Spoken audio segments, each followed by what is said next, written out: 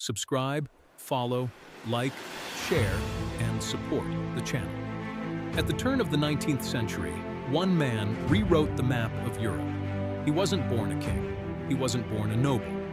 Yet he conquered an entire continent. His name was Napoleon Bonaparte. For 12 bloody years, from 1803 to 1815, the Napoleonic Wars plunged the world into global conflict. It was a clash of empires, a revolution in warfare, and a masterclass in military genius. The peace in Europe shattered in 1803 when Britain and France went back to war. Napoleon, now Emperor of the French, knew he had to strike fast.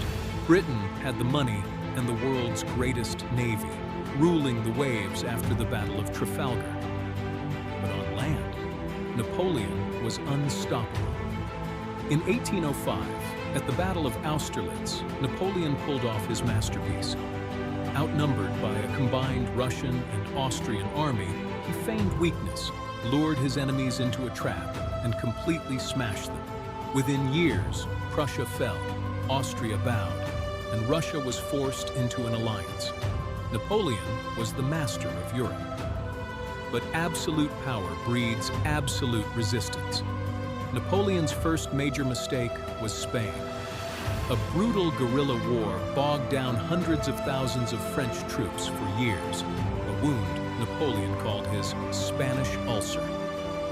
Then came 1812. Desperate to force Russia to stop trading with Britain, Napoleon assembled the Grande Armée, over 600,000 men. The largest army Europe had ever seen marched into Russia. But the Russians refused to fight a decisive battle.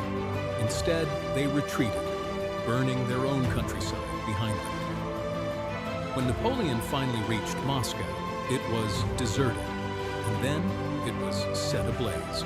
With no supplies and winter setting in, Napoleon was forced to retreat. The Russian winter did what no army could. Out of 600,000 men, fewer than 100,000 made it out alive. The grand illusion of Napoleon's invincibility was shattered. Sensing weakness, the rest of Europe united.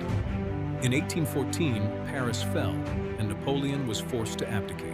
He was exiled to the tiny Mediterranean island of Elba.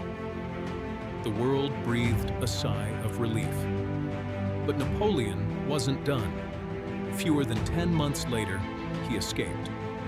He landed in France with just 1,000 men. The king sent armies to arrest him, but when Napoleon stood before them and opened his coat, he challenged them to fire. The soldiers cheered and joined him. King Louis XIV fled, and Napoleon took Paris without firing a single shot. This began the 100 Days. The European powers declared Napoleon an outlaw and mobilized for war. It came down to June 18, 1815. At the Battle of Waterloo, Napoleon faced the British Duke of Wellington. It was a grueling, bloody stalemate until the Prussian army arrived to reinforce the British. The French lines broke. Napoleon's empire was finished, this time for good. Exiled to the remote island of St. Helena, Napoleon died 6 years later. The Napoleonic Wars changed the world forever, spreading revolutionary ideas, ending feudalism, and setting the stage for modern nations. Was he a tyrant or a tragic hero? Let us know in the comments below. Don't forget to like, subscribe, and hit that notification bell. See you next time.